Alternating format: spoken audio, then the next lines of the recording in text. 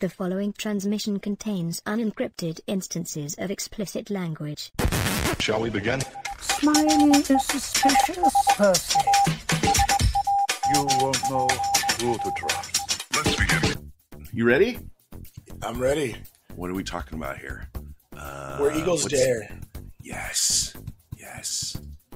What's the year? It is 1968. Yeah. Okay. It's a British film. It was distributed by MGM. This was a total fucking blockbuster for the time. I can see why. This movie has all the elements of a huge summer action film of its day, I would say.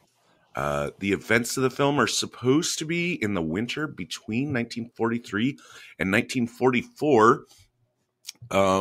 This is, if you need a brush up on your World War II history, we would say this is kind of the point of the war where it's just about to turn onto our side might win. Right. Like up until now, it's just been the Axis just kicking ass all over the place. Right. But D-Day is going to happen in June of 1944. And even they make reference, part of this movie's plot has to do, at least some of the cover story of what's going on, which gets very intricate, is an explanation of like, oh yeah, we can't let the Germans find out that we have a big, huge secret plan to win the war. Featured agencies are the Nazi intelligence apparatus, including one Gestapo officer who I guess I'll quibble about right now. This guy should not have been called a Gestapo officer, I think. Gestapo, contrary to Hollywood popular belief, did not walk around in the black uniforms. Gestapo are plainclothes officers.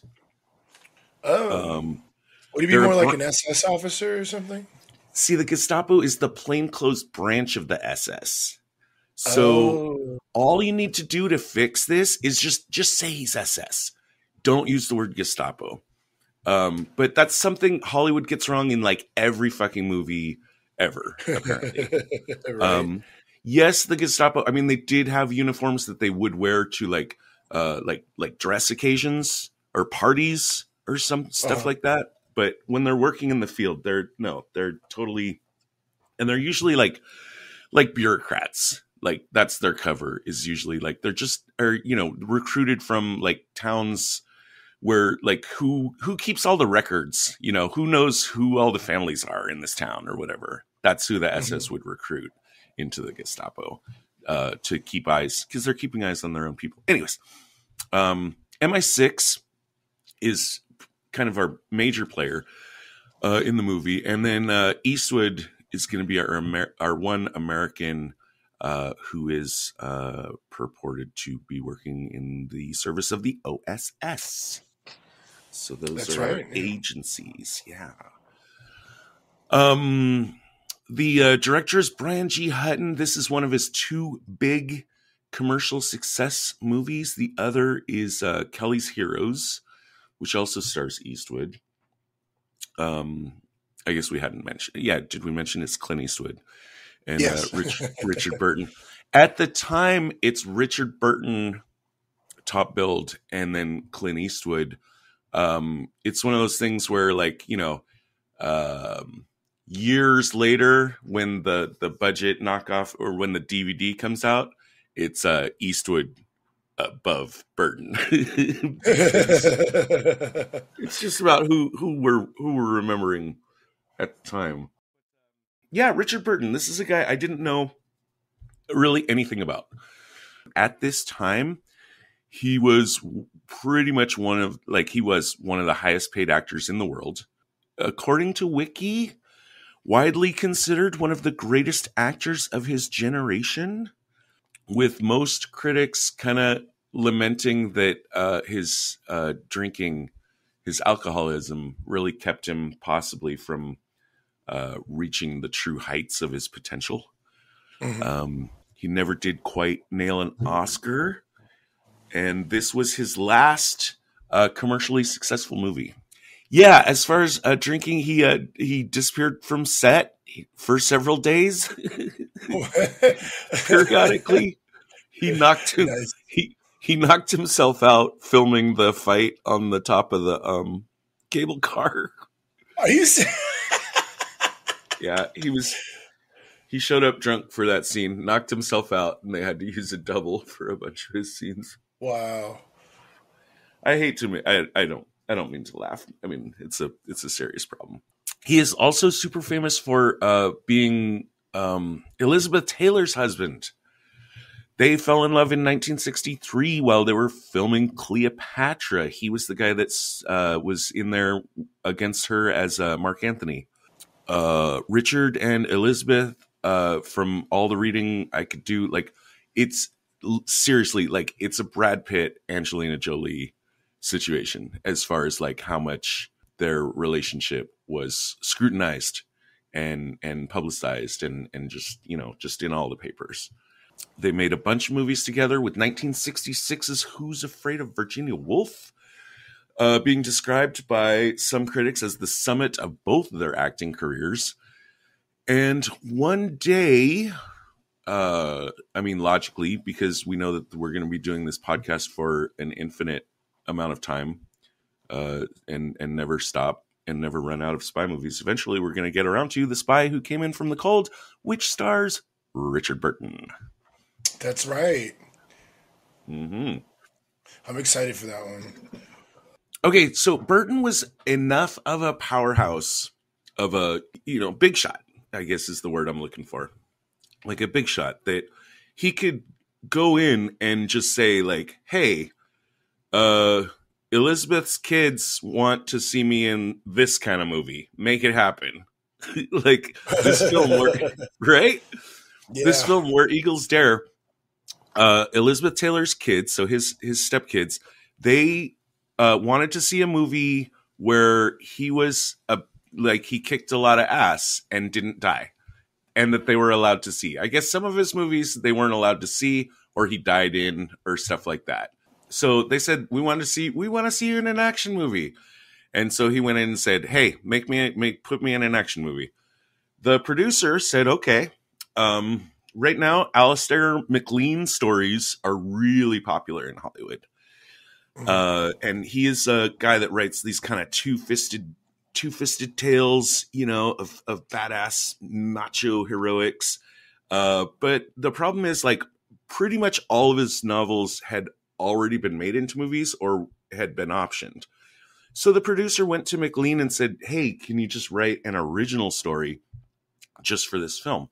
MacLean does that. He also writes the novel for it.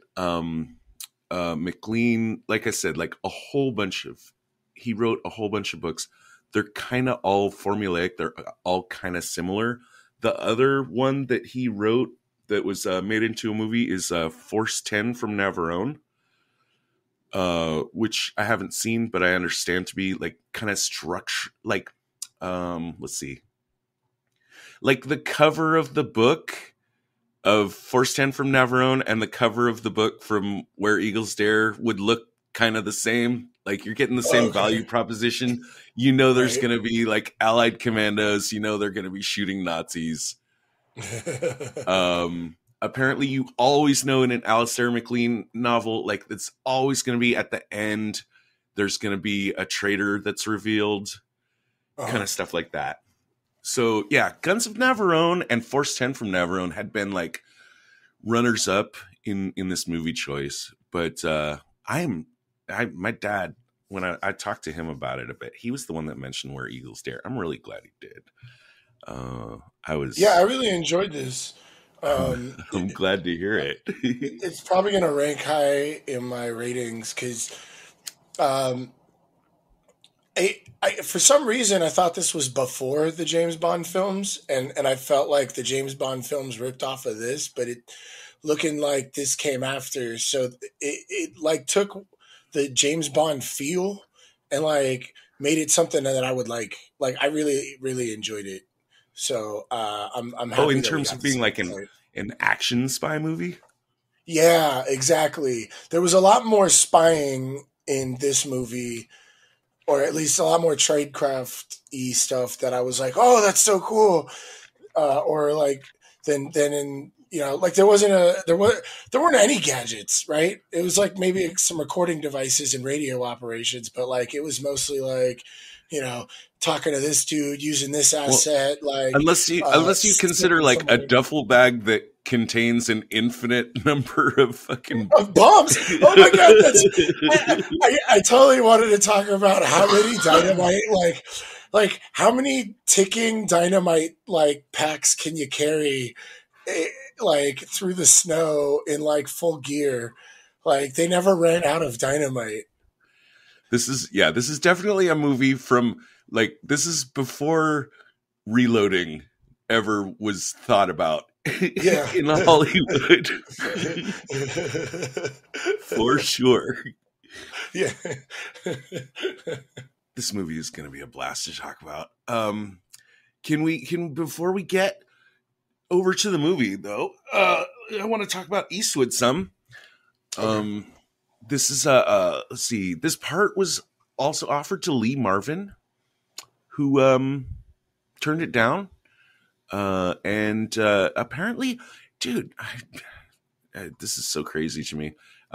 He, because he said he'd already done The Dirty Dozen and he didn't want to do another of that type of movie, which is crazy to me because Dirty Dozen is so fucking good. Yeah, that's really interesting. Because Lee Marvin was in Paint Your Wagon with Clint Eastwood. Oh yeah, that's right. What year is that? And he would have been like much older than Eastwood. I'm surprised that because I liked Eastwood for this part because he's kind of like the new OSS officer. Like he's kind of like rookie-ish. You could tell like he's seen some shit, like and he's like capable as an OSS officer. But it seemed like he wasn't like the hardened veteran that like Burton plays, you know what I mean? Or at least he hasn't. He's not a guy that has achieved a rank of seniority. Right. He's an order taker, not an order giver. Right. So I would kind of feel weird about Lee Marvin in this part. And didn't you mention that? I see what you mean. Oh. I see what you mean. Although, it turns out that the Schaefer character, that's who we're talking about here, originally written had a lot more lines and was a lot more involved in it. And it was actually Eastwood that looked at the script, didn't like it, thought it had way too much exposition. And he actually went to them and said, you should write me as a much quieter person. And they transferred they rewrote the script on Eastwood's request. So it's possible, like when you think of Lee Marvin in the movie, you're actually thinking of a slightly different version of the movie itself, not just plugging Lee Marvin into what Clint Eastwood delivers in the film. Oh, okay, that makes sense. That's interesting that he wanted less lines. Usually actors are like, no, I need a lot more lines. Right. I need as much spotlight as possible. Yeah. I mean, I think that says a lot about Clint Eastwood understanding Clint Eastwood, which is something I think he's always been like, no one, like he's one of those actors that definitely understands exactly what he brings to the screen. Right. I think. And this is, he has just exploded in the States. This is, 1968. Eastwood had, he'd been disappointed.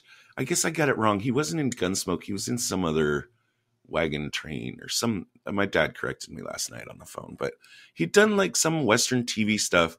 He was disappointed. His career wasn't going as well as he wanted it to. And so he went over to Italy and he made the Dollars trilogy, the spaghetti Westerns. Right.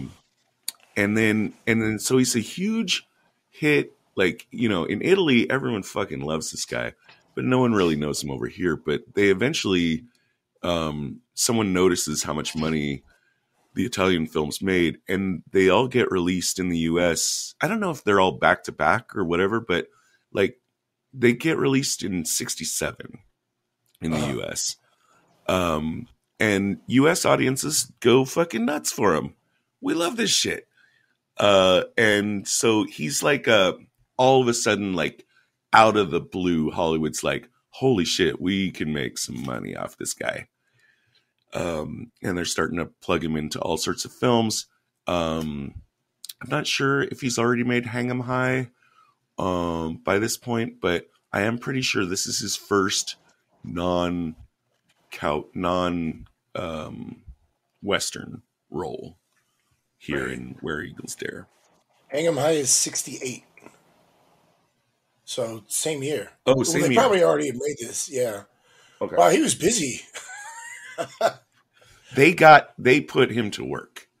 Yeah. Like when they realized just how much audiences went nuts for him. Yeah, they put this guy to work, and yeah, for sure.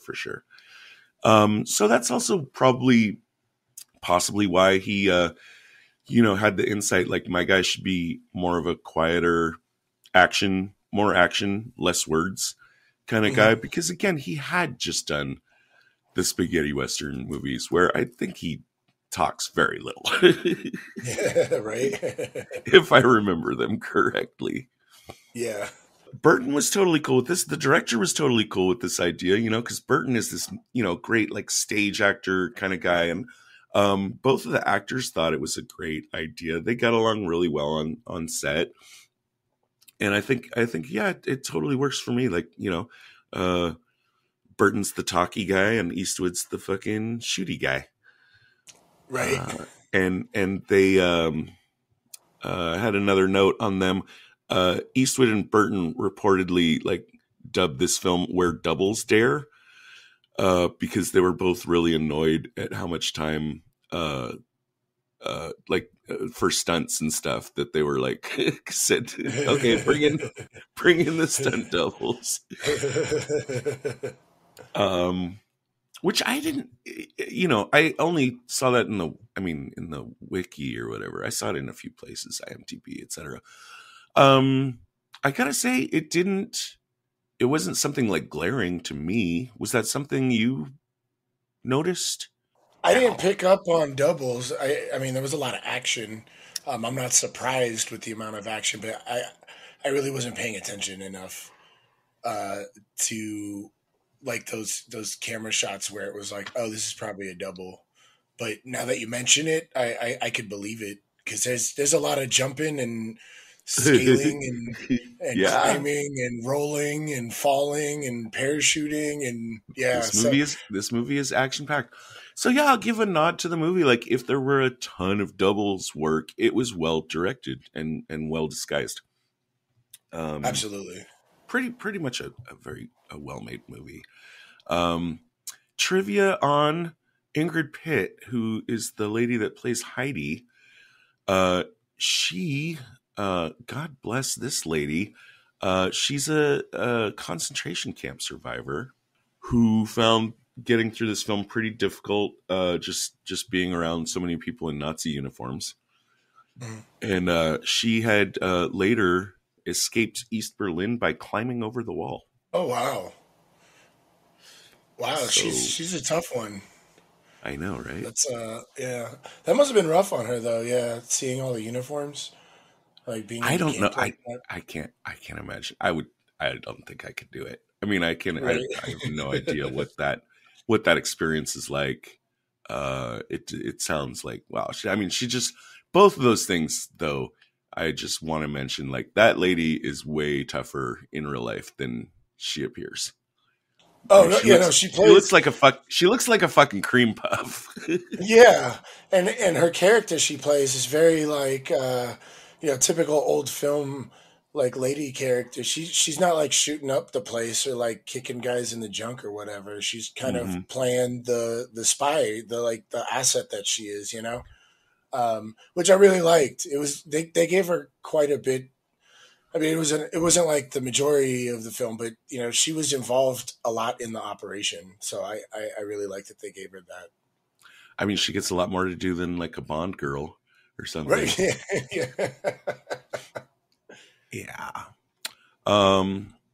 The majority of this film is action.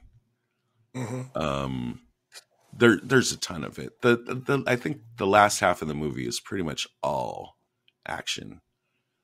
And this movie actually like really reminds me of a video game. Yeah, there's like a lot of like just kind of sneaking in and shooting up German Nazis and stuff. So you're like running around, and then like the prison. It's a prison that they're in, right? Or is it like kind of like a fortress? It looks like a castle. You know what I mean? Like it's an old German castle. It is. Yeah. It's a real castle, by the way, that also appeared in The Sound of Music. Right, in the background. Castle Wolfenstein, right? It's totally Castle Wolfenstein. Yeah, yeah, and I didn't know this, but I'm seeing it in the notes that Wolfenstein was based on this movie. Yeah, this is the movie that they were like, hey, let's make that into a video game, or specifically it was Guns of Navarone, but they're the same. They're the same movie. Okay. Essentially, you know? Right. Okay. But yeah, you definitely would look at this movie. I think if you were a video game maker in 1981 and you're like, what, you know, I want to make a game, but I don't know what game I want to make. And then you see this movie and you're like, let's make that game. Right. Yeah. Wolfenstein 92, Wolfenstein 3D. Do you remember this one? Like, this was such a game changer of a fucking game, right? Fuck out of Wolfenstein. I didn't know there was a game before Wolfenstein 3D. And I didn't realize they had like a stealthy game in like 81 on an Apple II. Like, how did that even work? Like, I mean, that would have been like King's Quest days, right? Like the first one. So it was like text-based like RPG. I don't even know how you would make a stealthy type of game. And like, from what I'm understanding, it's like, this is like predating Splinter Cell or what's that other one with Snake? Metal Solid. Yes. So Metal Gear Metal Solid. Gear. Metal Gear, yeah. So like, Wolfenstein 3D, that was like the FPS before Doom.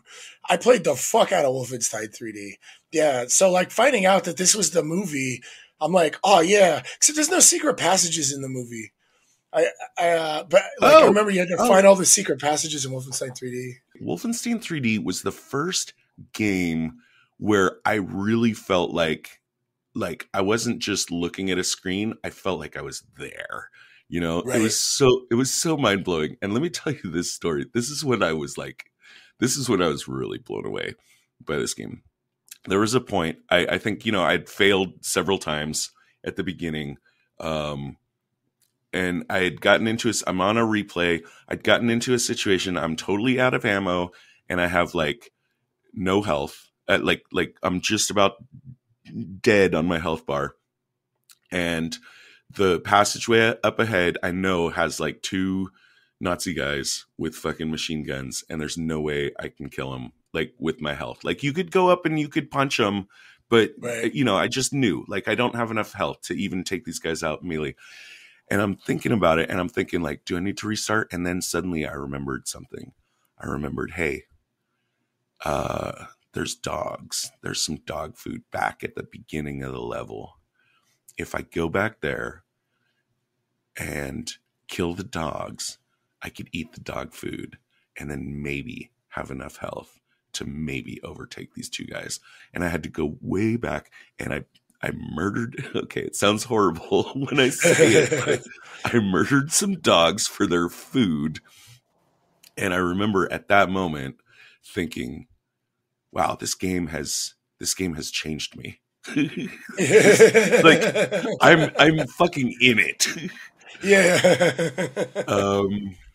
And I don't remember. I think I was successful. I think I pulled it off too. I think that was just enough health. I snuck up on the next guy and got his gun and went on to proceed further through the game. Yeah. There's homage in Medal of Honor. There was a version of Medal of Honor. There's a secret mission called Where Beagles Dare, which requires the player to infiltrate a German castle populated by anthropomorphic Nazi dogs. Oh, what the fuck? Yeah. So, yeah, hugely, this movie's influence on video games cannot be overstated. But then also, yeah, it goes back to though the Stormtrooper effect. This is my one complaint about the movie, which I loved. The Stormtrooper effect, I think, is what we call it now. I think we call it from the Star Wars films, where like the Stormtroopers can't hit shit, but like and their armor is useless, and the heroes just like hit every shot and never have to reload. It really started to feel like it's just that the end action scene, which is otherwise great, is very extended. It's very long. It's like the last half of the movie, and it's just so put in your face over and over and over that like these guns have apparently unlimited ammo. Talking about like that one shot with like Clint Eastwood where he's like kind of like in a hallway and like 50 guys keep coming and he just keeps shooting at him and then hides behind the cover and then comes out and shoots them. None of them hit him once and he's just like unloading. I think he picked up one gun from a dead guy in that scene. So I guess he has half of unlimited bullets. Right. That was ridiculous. And for the record, the weapon they're using in this movie is an MP40, which has a magazine capacity of 32. Yeah, no, but that's not going to work. We don't see anyone I don't think we see anyone reload in the entire movie. Which is funny because like these days, like the John Wick movies, like reloading is like part of the action. Like it's so integrated. Like in the John Wick films, you know, they're so in love with making sure that you know exactly how many bullets are in each clip at any given time, you know, and it's critical to the action from moment to moment. But this definitely is a movie from before reloading was a thing in Hollywood. And Wilhelm Scream. You know about the Wilhelm Scream, right? Oh, it's just a particular or something. Yeah, you nailed it. You nailed it. Yeah. It's in every single Star Wars movie. It's in every single Raiders of the Lost Ark. This sound effect, this scream, appears in literally hundreds of movies. There's a whole story behind it, which like I think I heard about it first on a podcast. Literally, there was like a 40-minute podcast just about the history of the scream, and it's fascinating. Fascinating stuff. It was like a secret joke amongst sound editors. Oh, really? For a long time. That they Speaking of sound effects, I wanted to point something. I'm glad we're talking about sound effects. There's a scene where like Burton and Eastwood are just like walking down a hill in the snow, and there's just heavy breathing and sniffles, and it doesn't fit the shot at all. It's just and like it like really ripped me out of the movie. I was like, what the hell is all this breathing? It was like really loud and like dead center, you know what I mean? And like, I'm not like a sound expert, you know, but it was like, wow, they just literally had some guy breathe into a mic and sniffle and then just like, put it on the shot. Well, the in this movie, the Wilhelm Scream is we get it when they when Eastwood and Burton have been captured and they overpower the guys in the car, and when they hit the rock and the one driver guy goes flying out the windshield. That was our Wilhelm Scream. Wilhelm Scream. Retinal scan complete. Validating security clearance. Clearance granted. You may now enter the briefing room. The plot here is pretty convoluted. Yeah. And I want to hear your version of it. Like try to work from the end, like the end goal, And imagine like you're Richard Burton, Major John Smith. You know, what's your end goal, and how do you figure out like how you're going to accomplish this goal? Burton, I guess, is trying to confirm the suspected moles, as well as discover their contacts, as well as confirm the higher up mole that got them in. Right. That to me is the real mission. Yes. Which I want to talk about that after we go through this mission when you get through your thing, because but yeah, you're right. It's kind of convoluted, and to me, it seems kind of risky to hit all these birds with one stone. You know what I mean? Oh yeah, it's a high wire act. Yeah, yeah. I think it makes the most sense to talk about the plan, like the goal, and then how they planned to accomplish their goal, working backwards, and then we'll work back forwards through the execution. It seems that Smith and Roland, who is like, I don't know, head of intelligence or something, they know that they're infiltrated. They're MI6. They suspect this one guy, Turner, but they can't prove it, apparently. And they know, or at least strongly suspect, about 3 traitors in the military, three moles. So, and again, like you said, like part of the juicy thing would not be just to expose these guys, but to find out their entire network of contacts. So how do you go about that? Well, I can think of a lot of ways to go about it that are way less complicated than what they do. right. Yeah. Let's just establish that. Okay. So what they decide to do is to fake the crash landing of an important British or American, I guess British. He was British. Yeah, he was. You're talking to the guy that got captured that they're trying to exfiltrate. General Carnaby. Yeah. Wait. Oh, I didn't get that. Wait, they faked the crash and got him captured on purpose? They did. And he's Are not. You kidding me? No, I'm not. That adds to what I have to say about this. Okay, that makes it even worse. That makes all of this even worse. Okay, yeah. He's not actually General Carnaby. He's Sergeant Jones, an actor, right?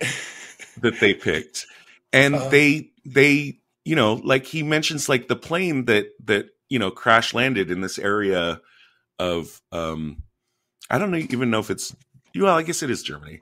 Or Switzerland or something, somewhere like close to there. You know, it's full of bullet holes. They're actually British, you know, bullet holes, but how would you know the difference? He says. Yeah. So I guess, I mean, one hole in the plan, like they have to assume that the Nazis would take General Carnaby, in quotes, because it's not really General Carnaby, to this place. But that could make sense because this is like, you know, the logical stronghold. It's clearly the place where they're, you know, all the major operations are happening. But to do that, and it's mentioned too, the general's plane just crash landed like yesterday morning of the day of the mission. So they have to have planned this out. Like, in other words, like Smith and Roland have been planning this operation for a lot longer than they're letting anyone know.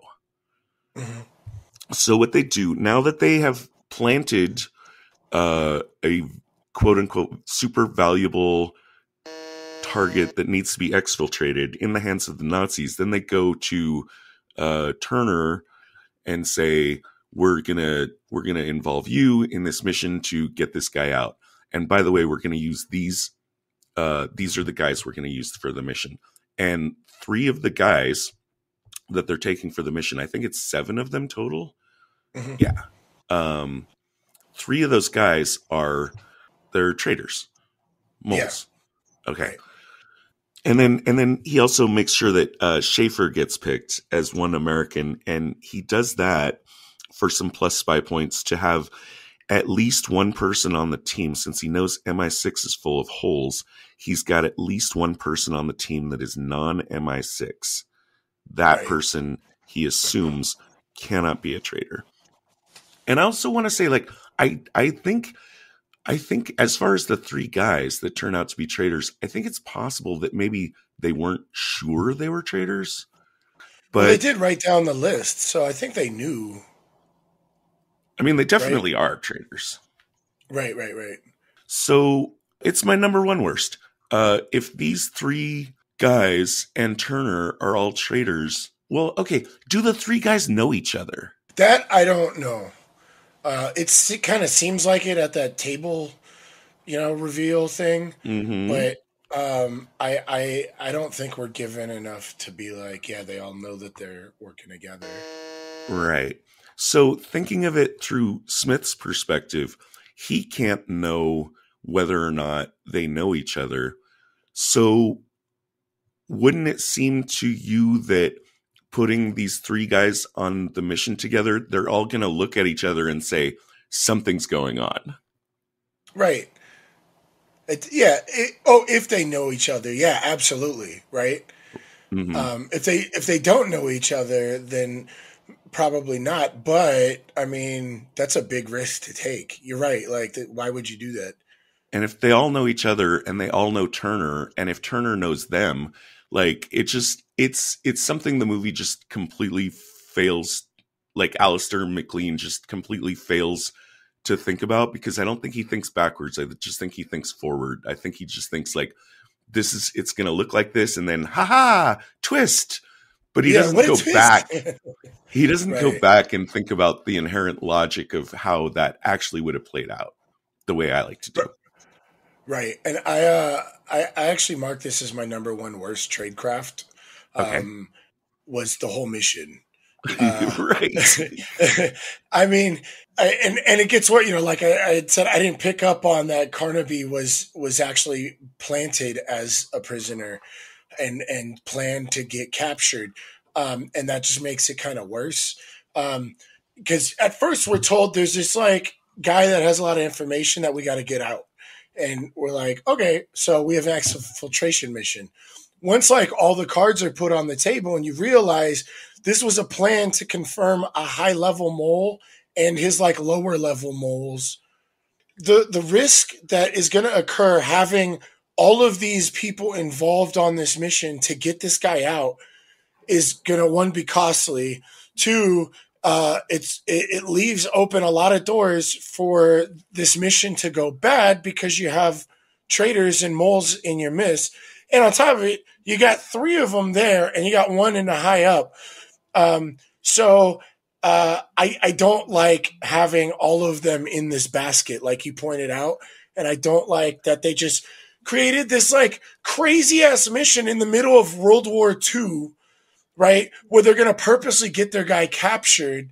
And they didn't purposely get their guy captured to get information. They purposely got this guy captured so they could spend more money on an exfiltration mission to identify or like to confirm some moles.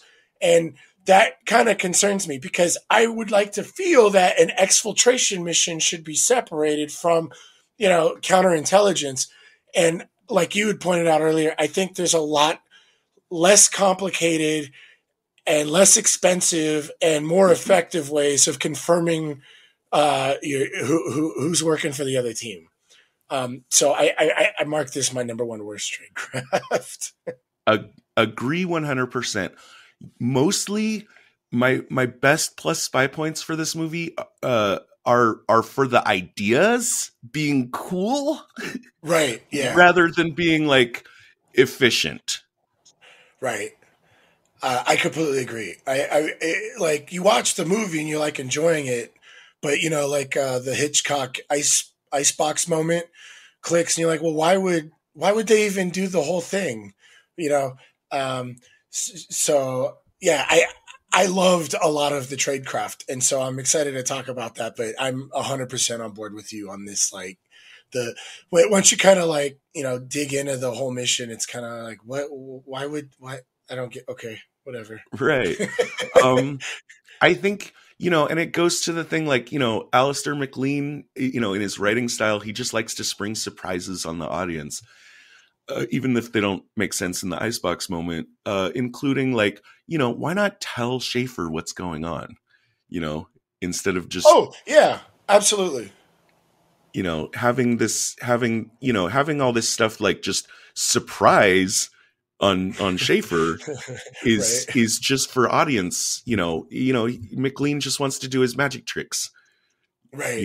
and amaze us with how clever Richard Burton has been. But it's super clever, but overly risky and inefficient. Some quick minus spy points, I guess. Missed opportunity.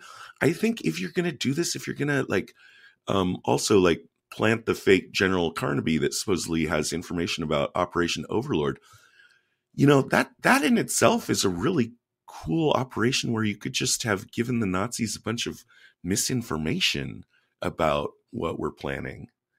Yeah.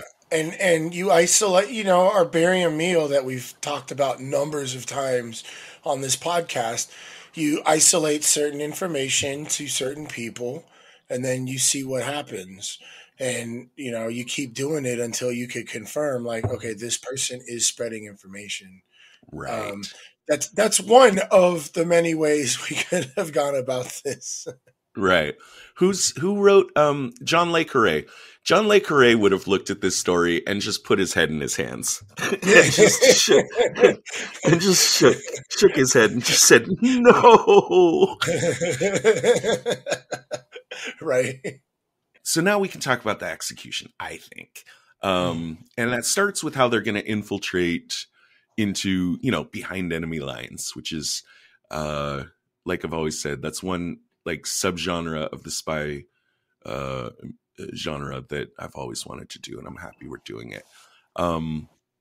Sneaking Mary in after the guys. Okay, so they parachute in, right? Mm-hmm. And the team doesn't know. Only Burton knows. Burton knows everything. Let's just establish that. There's no no secrets kept from him. Nothing happens in this movie that takes him by surprise. He's just perfect in every way. So he knows. He's also got his agent Mary on the plane with his team, but his team doesn't know about Mary. So Mary waits until they've all parachuted out, and then she emerges from a hidden place in the plane a little bit later and parachutes in. I like it. I mean, it's kind of a time compression thing, but like any of the guys could have looked up at the sky. In fact, they probably are looking up at the sky, to see where everyone landed. And I think they'd notice an extra person.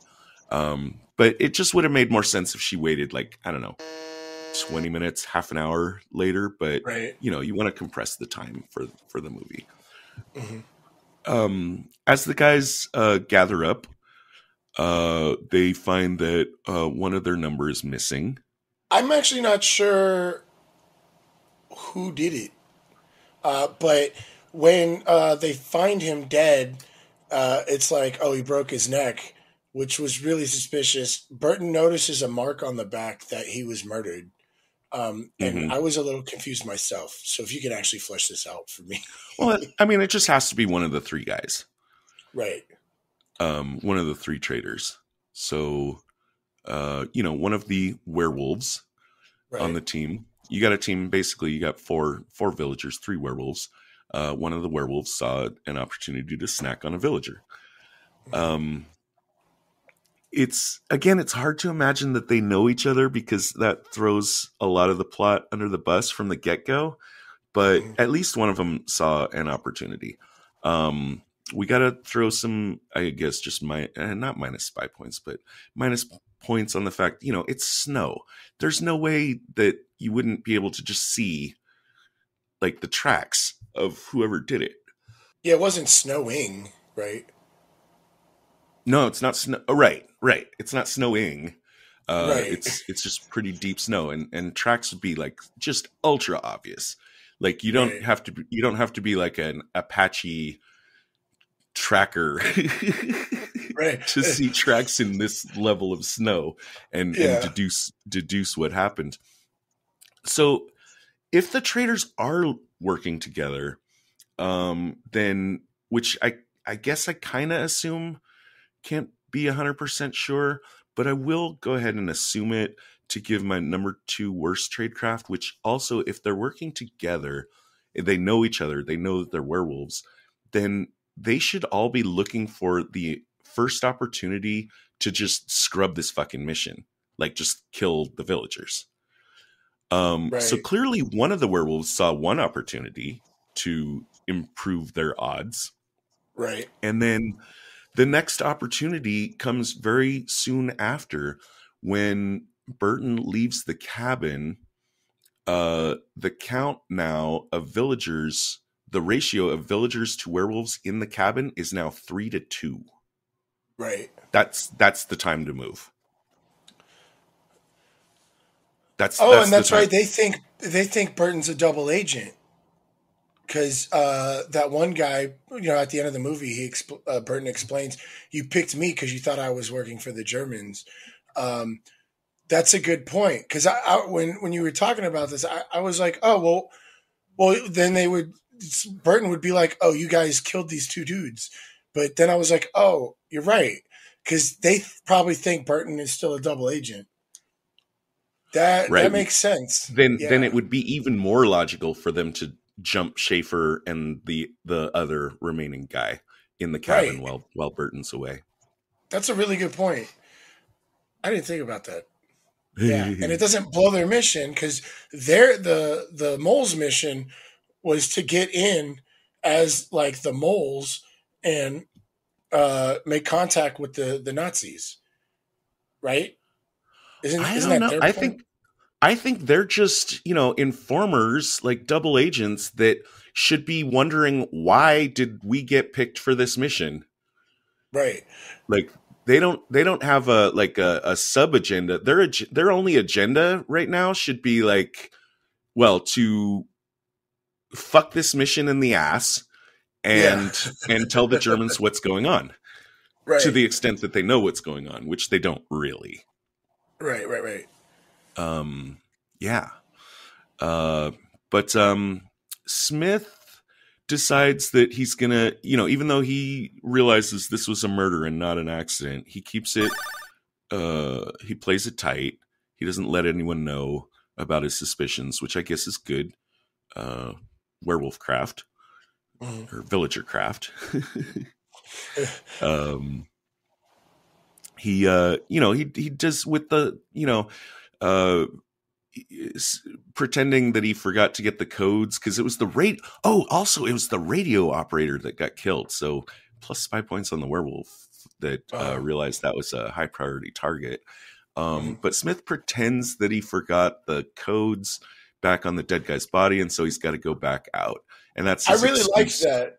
Mm-hmm. I really liked that he used pretending to forget the books to get back, and that's how he meets with Heidi. I really liked that. Mary, sorry. Oh, that's right. Heidi's the barmaid. No, yeah, Mary. That was really clever. I liked that a lot.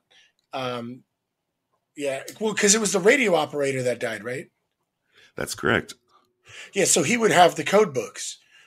And so that was an opportunity for him. Like, when they were searching the body, he didn't grab the code books, and he took that as an opportunity to get out of the cabin, which was really good thinking on his feet, which Burton's character does a lot of. So I liked, that was great. Now, I thought about, you remember, I quibbled about filling Schaefer in more about the plan. Here, I also questioned whether or not he should be telling Mary more about the plan, because he clearly trusts her, or should. But I came down before, I was just about to give it minus 5 points, and then I thought, wait a second, maybe it's not, he's keeping her in the dark, not because she might be a traitor, but what if she gets captured? Maybe he just doesn't trust her to stand up to questioning. So I gave him a pass on that. Right. But you're right about Schaefer. He definitely should have given Schaefer something. And I know Schaefer confronts him at the bar. It's like, what the hell's going on? And he gives him a different story to try and calm him down, that there's something but yeah, I would, Yeah, I'll talk. I'll talk about more about why, because there's a point like later in the film that we'll get to that really makes it very risky to not tell Schaefer what's going on. Right. I think there's two places in the movie where Schaefer is directly asking Smith, like, why am I on this mission? And Smith is just about to tell him, and then some movie stuff happens that like just kind of conveniently skips ahead. Right. Kind of thing. But yeah, overall the tradecraft of Smith arranging his secret meetings with Heidi and Mary, both here in the cabin and later in the village, are well done. And overall the infiltration of the military camp writ large is the part of the tradecraft I have the fewest complaints about. In fact, I have virtually none. And that's why it's going to get my best number one tradecraft, just the infiltration in general. They already have Heidi in place in the village, and she's going to vouch for Mary so that Mary can get a job in the castle. So my number 3 best tradecraft was having Mary planted into the fortress so that she could pull up their stuff and help them climb up into the fortress. And, she had the right looks. She had the right contact. She was able to get through the interview and get into the fortress. And the reason why I really wanted to point this out is we see in a lot of movies where like they'll try and show people sneaking stuff in or sneaking into things that are like pretty much impossible to do. Like you'll see a heist film or someone sneaks like a gun on a plane. Like a lot of those things that are like that you'll see it like impossible. And I think we pointed this out in one of the Bourne films where Bourne just had like guns in airport lockers, and that's how you do it. You got to like pre-plan shit, right? Like if I can't take a gun on a plane, I'll just have the gun where I'm going. So I'll pre-establish a contact over there and then maybe leave some stuff like cash and passports and a gun in the locker, right? Or have someone deliver one. What they did with Mary and why she was so important for this was using Heidi, the barmaid, who all the German soldiers know because she works at the bar. And when Mary shows up, oh, my beautiful cousin, like loud and stuff so all the guys could hear. And then she goes to get into the castle, gets the job. And then later when they need to get in, Burton and Schaefer have like this rope that she lets down to pick up all their gear. And then there's a rope let down so they can scale the walls and get into the building. So that made my number 3 best tradecraft because you don't see this a lot in like, especially like an action film or something. They just kind of like sneak in cleverly or something. And a lot of that stuff is like pretty much impossible. Like really to infiltrate something, you have to belong there, quote unquote. You know what I mean? You can't just like go in guns are blazing, right? You need inside people, which is why I like the Heidi, that they have an agent in the village, and arranging to get Mary in there. This is a movie that very easily, like some version of this movie very easily could have had a scene earlier in the briefing where they explain just how impregnable this fortress is. You know what I mean? Like in a Mission Impossible movie or a heist movie, they would have like a drawing of it and they would say, there's only two ways in, and this is guarded by this and this alarm here, so it's impossible. And the only way is up the trolley, the cable cars, and then you have to scale this cliff and everything. And I'm glad they didn't. Instead, we just got to see it, Right. And it's a great example of show don't tell. As far as how difficult it is to get in here. So yeah, good on them. But before they actually get their opportunity to get into the castle, they get captured. They're still, I guess they're at the tavern or something in the, I guess it would be the SS or anyways, German guys come in and say, hey, we know that there's some funky monkeys in our pudding.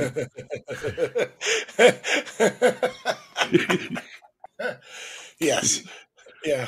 And then what is it? Burton decides that him and Eastwood should turn themselves in.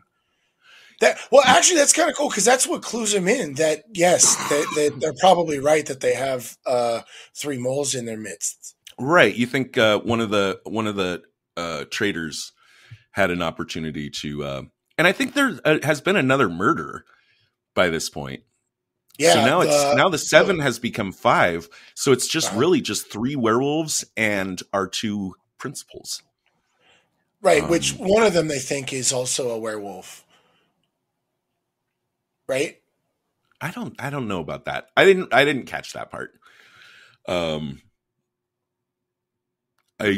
you want to elaborate? I'm not, or you said Turner picked Smith for this mission, but really in reality, Smith picked Turner for this mission in a way that made. Yeah. Right. But like he set himself up to be picked. But like when they're in the airplane at the end of the film, Smith or Burton mentions to him, I'm German. I have the contact with Italian intelligence. You thought I was a double agent. I was a perfect pick for this mission. So yeah, Burton definitely set himself up to be picked by Turner, but Turner picked Burton to be on the mission.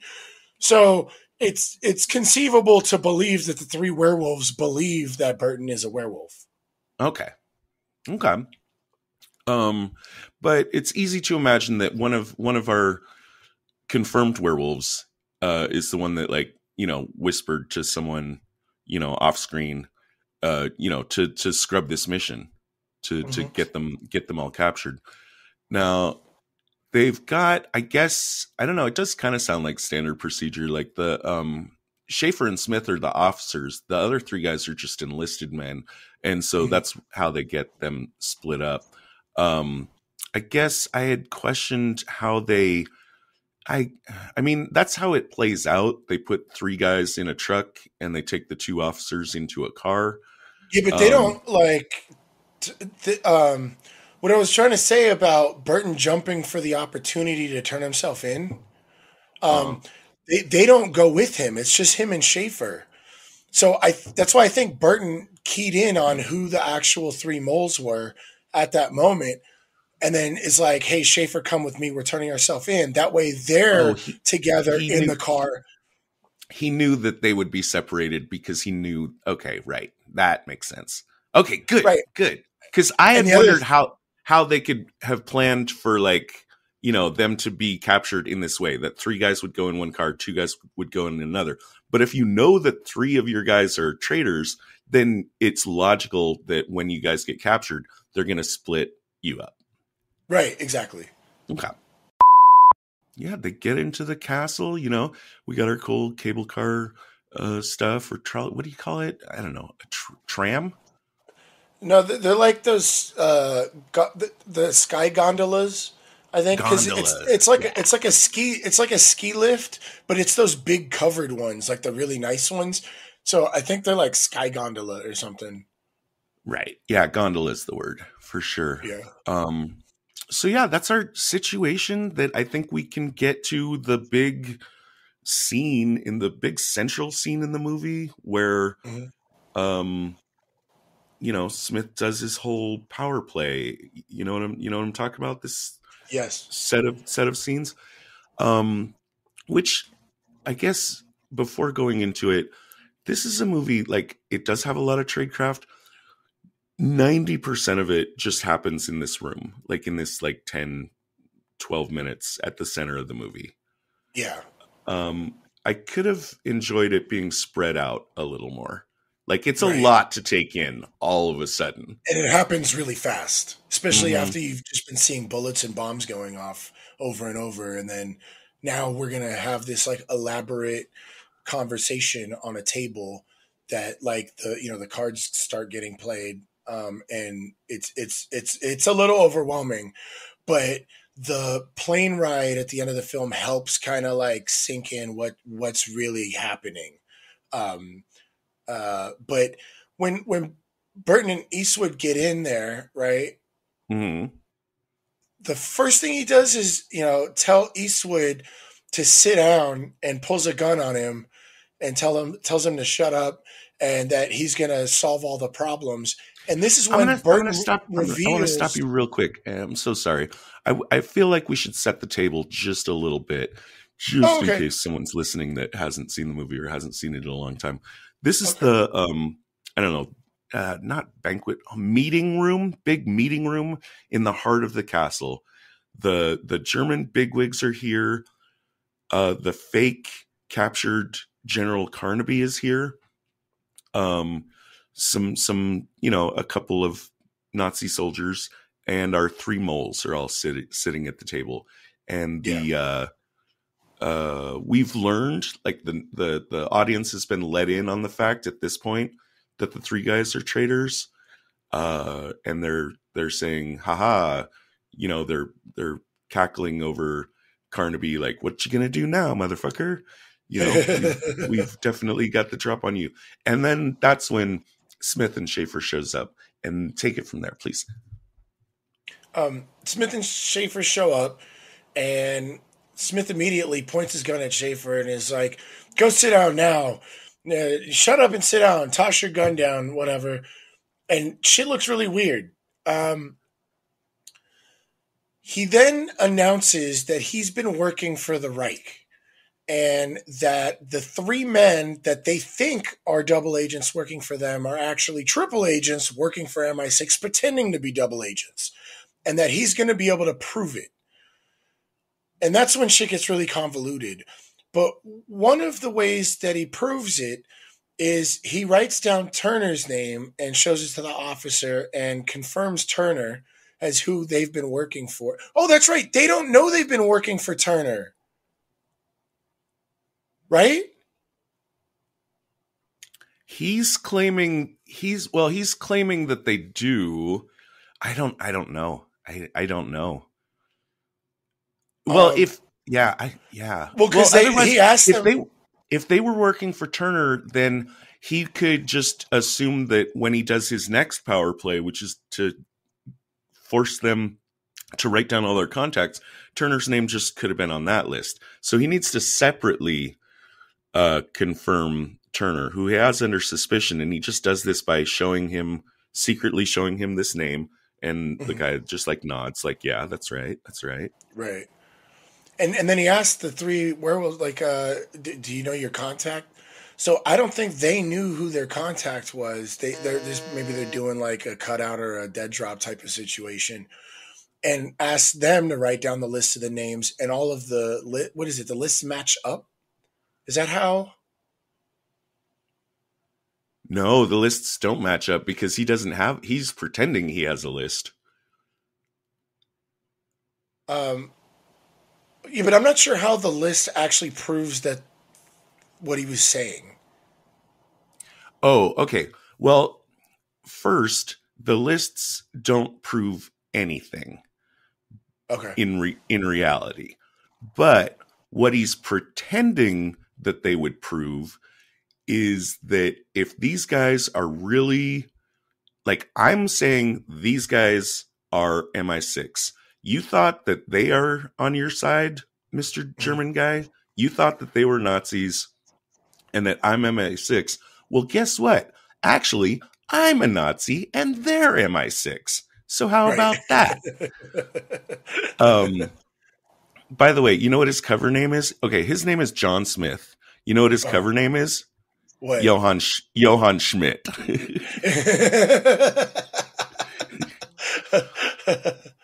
Alistair McLean, master. But one of the cool things that he does to confirm, and it turns out John Smith's actually a triple agent working for the MI6.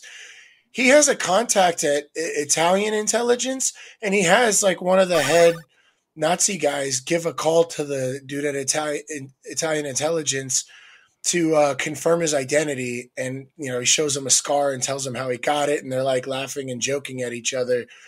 And so that was really cool.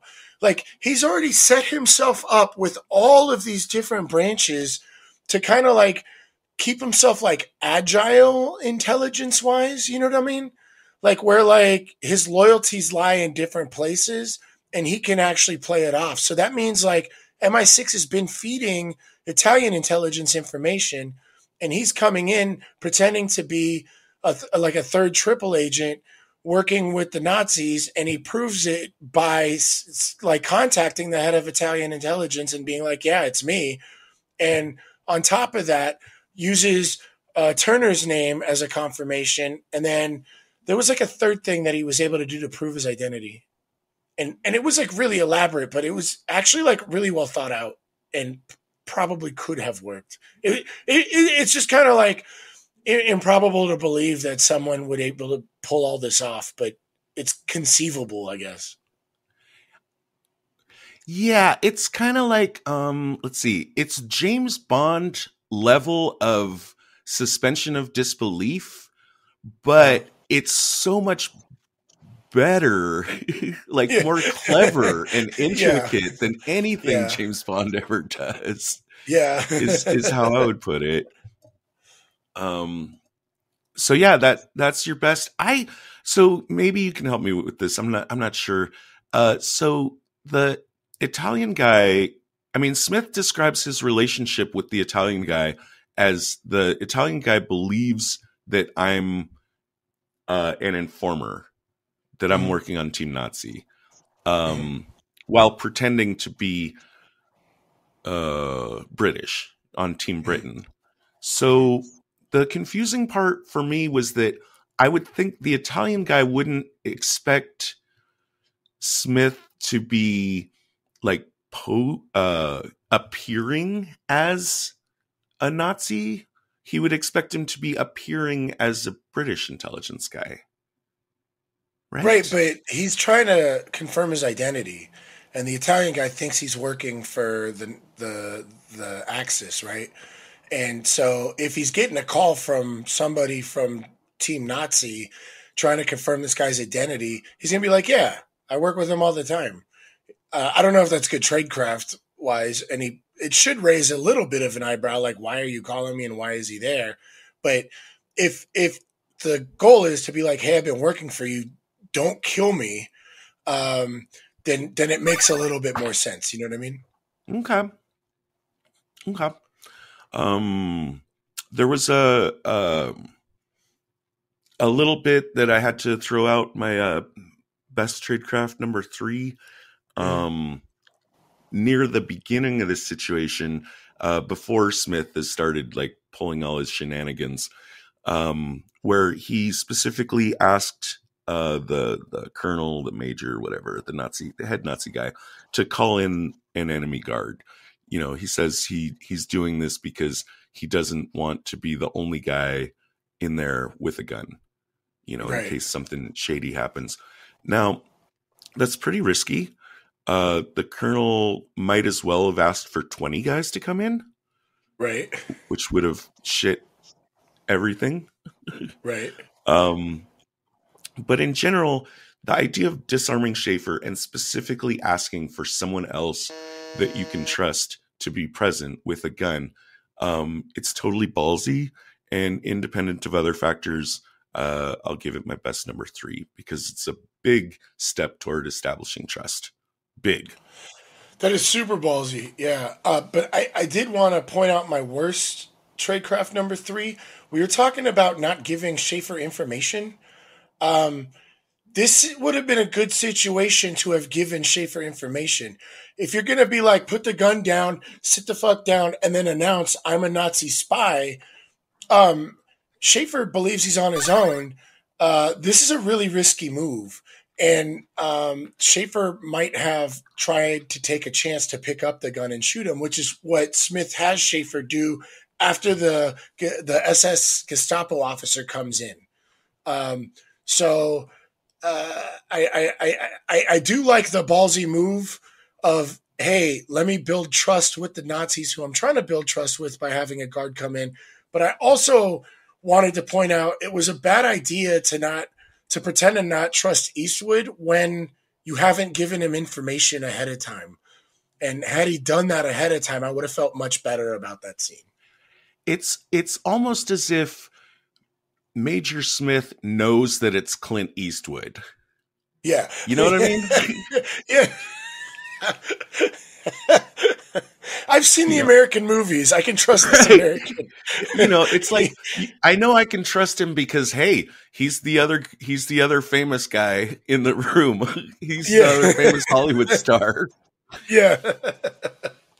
That kind of thing, yeah. So the list comparison is my best number 2. And in case, again, so yeah, you're right. He says I'm going to prove my loyalty by 3 ways. But the third way is a ruse. The third way is, hey, if these guys are who they say they are, if they're really on Team Nazi, they would know all the fucking other Nazi contacts that are in the web. And of course, and then that, I'll go ahead and say that proves to me that these 3 guys have to know who each other are. Because if they all know who everyone else is, then clearly they would know each other. Right. So let's say that's taken as given. So have them, I have a list right here. I know who all of our Nazi contacts are that are infiltrated MI6. Let's see if they do. Let's give them some pencil and paper, have them write down all these names.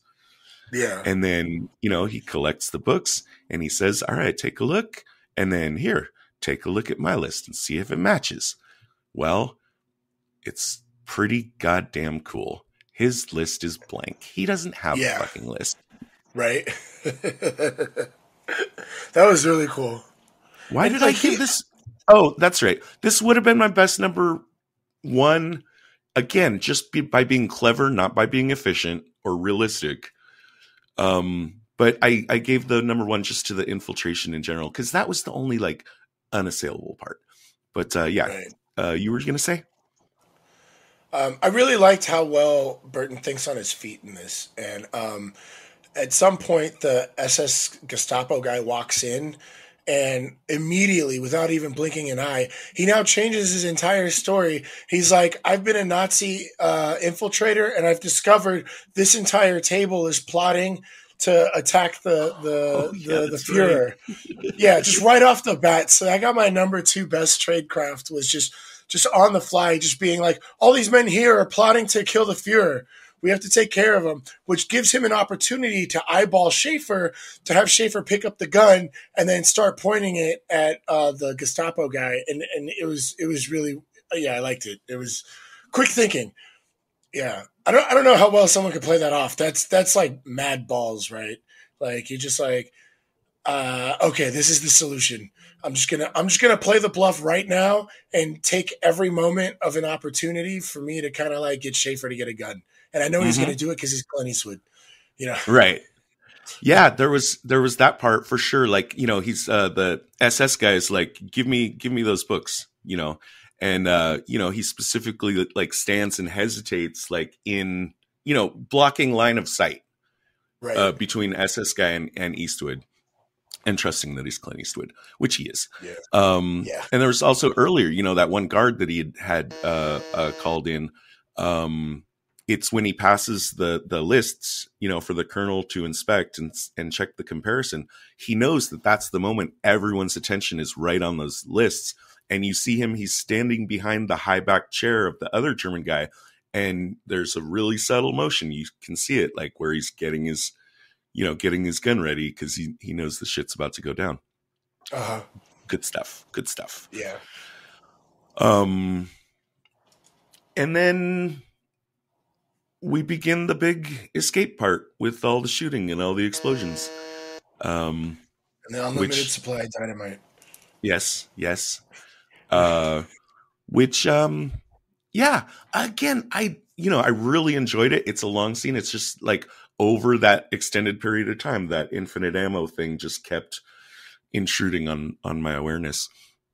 I guess I only have quick tradecraft notes for the last half of the movie because it's mostly action. I have my worst number 3 minus spy points for taking the traitors out with them, or at least attempting to.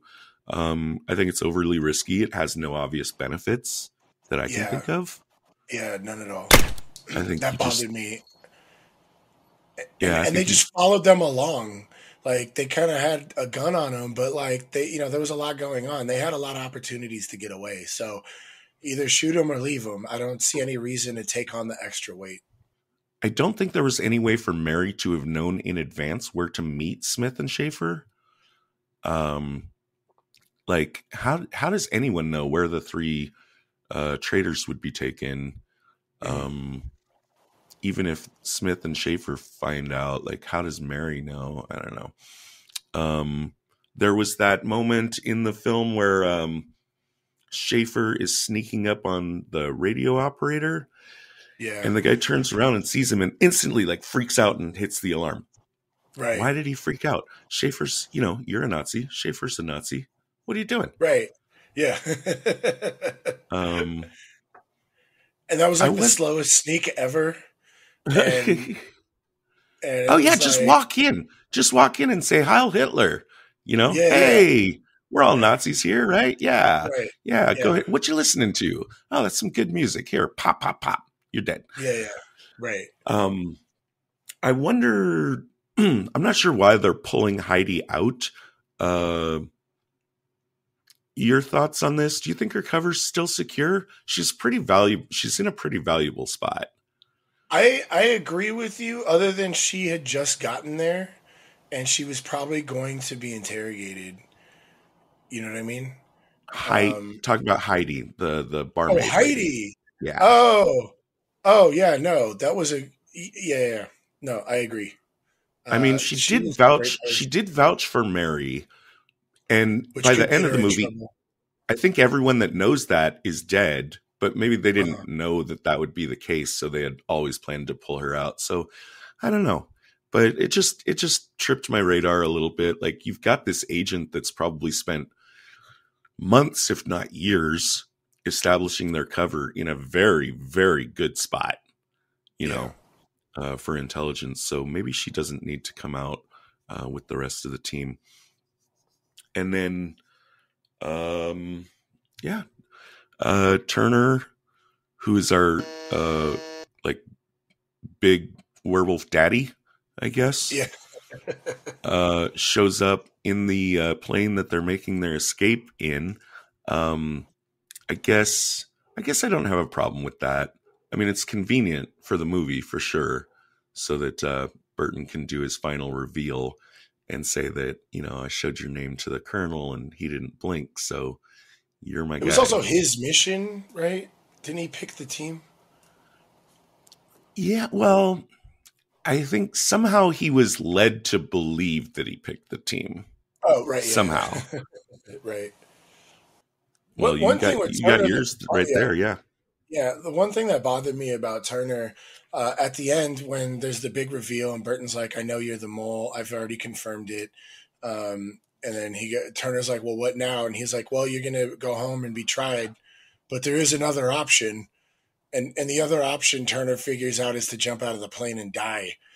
I have no idea why this is in the movie. Even for like movie's sake, it seemed kind of silly, but it made my number 2 worst tradecraft. Why are you going to let the mole kill themselves? You could get a lot of information out of Turner about who he was working with and what he was doing and all kinds of good stuff. You can offer him a slap on the wrist. There's all kinds of shit you could do with Turner. You triple flip that motherfucker. You triple flip him, or whatever. You don't just be like, hey, you're going to get tried, but you could kill yourself and then we'll tell everyone you died in battle valiantly. I didn't like it. Even for storytelling, cinematic purposes, I didn't like it. But definitely don't let your mole kill themselves. That's a really good one, Dave. That one sailed completely over my head. I mean, taking the 3 guys out, that was stupid because, I mean, it's too risky, the risk and benefit. But now you're fucking safe. You got the guy. Yeah, he's already there. We got dudes in the plane with us. We got Clint Eastwood. It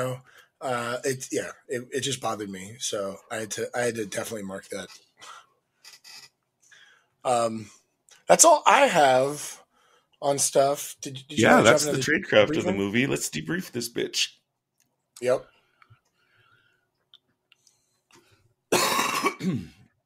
Okay, no big secret. We liked this movie a lot. Yep. or at least we're super pleasantly surprised. Absolutely. It is what it is. I think, I mean, it's not my favorite kind of movie, but it was a delicious surprise. I could see it again. I'm looking forward. In fact, I bought the DVD so that I can hopefully watch it with my dad over Christmas. I think that would be fun. I'm a 3.5 with special mention of Nazi motorcycles. I love them. Sue me. I fucking love Nazi motorcycles. They're the best. I really, really enjoyed this film a lot, and I definitely want to watch it again. I want to say, as far as like me enjoying it, I want to give it a 4, but I can't really sell it as a 4 because it had a lot of lulling moments. Like I like slow films, like that I'll recommend to people, but the slowness in this wasn't like it wasn't like setting a tone or an atmosphere. It just kind of was dragged out a little bit. So I think I'm going to go with a 3.5. Okay. But I definitely would recommend, like, if you're into this type of like movie, like definitely go watch it because I'll definitely watch it again. Really quick, let me pitch a different version of this movie that I think could have been like a 5. Is if the entire movie, the meeting room where all the magic trick tradecraft stuff happens, if that was like the entire movie somehow, and really like super complicated, give all these characters, all these traders, like give us all backstory on all of them and have like just crazy amounts of triple, double cross guessing games happening with all the characters in the room. Something like, I think like I could imagine like a Tarantino version of that, where like the entire movie happens in this room, except like we get like these little side cutouts that tell us different things about the different characters, and that everyone's got secret agendas that are all interlocked. Instead, what we get is just Smith is a master puppet master and everyone else doesn't know shit. That's what that's the missed opportunity of the movie. I'm not saying it drags it down. It just keeps it from soaring to the heights that it could have had. Right. So 3.5s for us for that. What are we going to do for our park bench rating? How realistic? We got to do our best and worst in this movie. Oh, best and worst. Yeah. Let's run it down. You go. My number 3 best tradecraft was putting Mary in the fortress ahead of time to help pull stuff up and help the guys. If you can't get through something or into something impossible, it's too impossible. You get someone that belongs there to help you get in. My number 2 best tradecraft was when the Gestapo SSS guy comes in and Burton immediately thinks on his feet and comes up with like a whole new story. I've caught these guys plotting to kill the Fuhrer, and I've caught them red-handed, so arrest them. That was clever. And then my number 1 best tradecraft was Burton faking being a triple agent, or Burton being a triple agent. And like just to the degree where he like even knew like the head of Italian intelligence and could confirm his identity to the Nazis, like just being able to like play every bedroom, where if you think about it, is this actually a case of quadruple agent? Because he's MI6 pretending to be on Team Nazi, pretending to be on MI6, pretending to be on Team Nazi. Yeah. And pretending to be on Team Italian, right? Yeah. Yeah. Yeah, that might be a quadruple agent situation. Our first, I think. That's just how fucking deep this web goes. Gets. Yeah. I guess you would go that way. Yeah. So he's definitely triple playing the 3 sides, but because he's pretending to be, it might give him a 4th. Yeah, that makes sense. My best number 3, my best 3 and 2, they're both like like most of the movie at large in the tradecraft, the ideas are better than the reality. The idea of calling in a guard to demonstrate trust, that's ballsy and just kind of cool. The list comparison is really neat. Could have been executed so much better in a better movie, but just the concept is great. It's kind of the best, coolest idea in the movie. But my number one tradecraft just goes to generally the infiltration in the first part of the film, because it was the only part of the tradecraft that felt grounded in reality. And you know, I couldn't find any way to take my little crowbar and like pry around the edges and find flaws in it. It really was well thought out and done. I'm 100% behind you on that one. You know, it also goes to the exfiltration, which I had wanted to give plus spy points on the using that snowplow bus. Mm-hmm. You know, it just turns out and demonstrates itself to be such an excellent, perfect vehicle for what they need to accomplish. And they've taken the time to rig all their explosives in advance and stuff. It's really, really cool stuff. Over there on worst, number 3, pulling the traitors out, trying to pull the traitors out with them. I mean, we all know how this is going to go. Yeah, right. Yeah. Right. These guys are not going to make it to the end of the movie. Worst tradecraft number 2, assuming, which I think we've actually proven, these 3 guys know each other. They should be looking to collaborate to scuttle this mission. And they had an easy opportunity where there were 3 of them against 2 good guys in the cabin. That should have been the moment to strike. And then absolute worst, again, these 3 guys know each other. Possibly Turner knows them. But at least the 3 guys know each other. They should know something's up right off the bat. Like, why have we 3 been picked for this mission? Right. And even if that doesn't give them a huge advantage, which, like I said, it should, like just thinking it through, being John Smith and concocting this plan, he should have looked at that part of the plan and said, well, that part won't work. Absolutely. Yeah. My number 3 worst tradecraft. Number 3, pretending not to trust Eastwood was really risky because he didn't give him any information, and I would have liked him to get, especially when they got into the fortress, to give him a heads up of, hey, this is kind of what's going to go down. My number 2 worst tradecraft was allowing the big honcho mole Turner to kill himself. I don't see any reason for this. And they could have flipped them. They could have gotten information. They could have done a lot. That's a good one. Yeah, thanks. Yeah. My number 1 worst tradecraft was the whole mission. From start to finish. Like, not the infiltration or the exfiltration, but just the idea of, let's get our guy captured so we can have an elaborate infiltration, exfiltration mission just to confirm 3 or 4 moles, when you could have done that separately.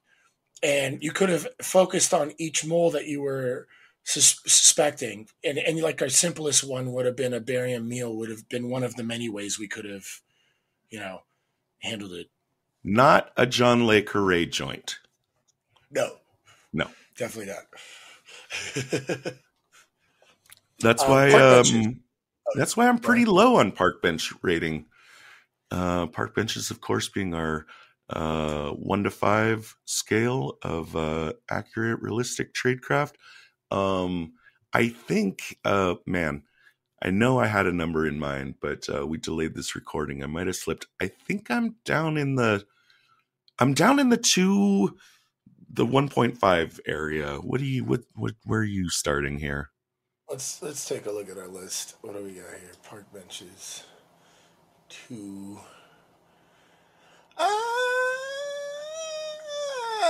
I kind of want to bump this above Bond, and I think this is better tradecraft than Red. right? And I feel like a lot of the Bond... Oh, well, no, we have Enemy of the State and The Conversation. That feels right. Sneakers, Born Supremacy, Atomic Blonde. Yeah, I mean, it's more tradecraft than Bond and more tradecraft than Red, but is it better, really? I think it's better than, because just all the asset setup that we don't really get to see a lot. But I think I agree with you with a 2.5 because I'm looking at our 3s and we're looking at Bourne, Sneakers, No Way Out. Oh yeah, there's no way are you going to get me to a 3. Yeah, no so way. I like it. I like a 2.5. 2.5 sounds just about right. All right, I'll like take if it. If we had a 2.75, I might be, but we're not doing that. I think 2.5 is a little high. I'm more of a 2 guy, but I won't quibble. We'll write it down as a 2.5 and call it good. Sounds good. Yeah, there we go. 2.5 park benches. All right, what's coming up next? We're going to take a few weeks off, it looks like. Yeah, I think it's 3 weeks or 2 weeks. No, we're going to be off for 2 weeks, and we're coming back the 24th. Let's not write it down in ink. It might be 3 weeks. Let's revisit that plan, but a handful of weeks. Yeah, but next we're doing our man Flintstone. The Man Called Flintstone. Oh, The Man Called Flintstone. There we go. If proof positive, if anyone thought we were kidding when we started this podcast and we said we were going to do all the spy movies, as in all of them, if anyone scoffed at us and said, you're not going to do all of them, I show you this. We're doing The Man Called Flintstone. 1966 Flintstones movie where Fred gets recruited as a secret agent. I've been watching it, by the way. It's actually kind of fun. Really? Okay, good. Yeah. I'm excited. I'm really excited. And that's the end of our show. Thanks for listening. If you'd like to reach out to us, you can find us on Twitter at spies_like_us. Visit us on our website at www.spieslikeus.net. You can find out about upcoming episodes. Also, what will really help us out is if you give us a review on wherever you found our podcast, either on iTunes or your Android app or YouTube or wherever you listen to us. Even if you didn't like the show, just give us a review. It'll help us, give us feedback so we can make the show better. And it can also help other people who haven't found the show yet find out about us. Hey, Moira, initiate Protocol 9. Protocol 9 initiated. This podcast will self-destruct in 20 seconds. The preceding transmission sampled the songs Ice Cold by Audionautix, Enter the Party by Kevin MacLeod, and sound effects from freesound.org. Attributions and links are found at spieslikeus.net. Editing by Todd Hostetler.